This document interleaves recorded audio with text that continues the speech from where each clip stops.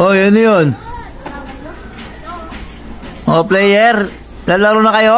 Oo, lalo na kami. Okay, sige. Umagang kay ganda na naman sa inyo mga idol, umpisa na naman ang araw, at eto magbubukas na naman tayo ng ating munting com shop. At pagbukas ko ng pinto ay nakaabang na din si Brownie na parang gusto na rin maglaro ng Roblox kasama yung amo niya.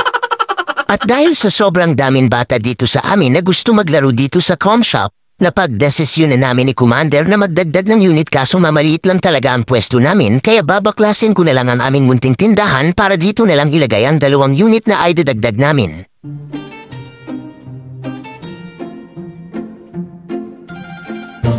At pagkatapos ko gumawa ng istante, inayos ko na rin yung mga wirings. Para pagdating ng mga in-order namin unit, ready na ang lahat at ikakabit na lang yung 2 CPU. At eto na nga mga idol, after 2 days dumating na rin yung 2 bagong CPU, at least matutuwa na yung mga player kung sobrang kukulit.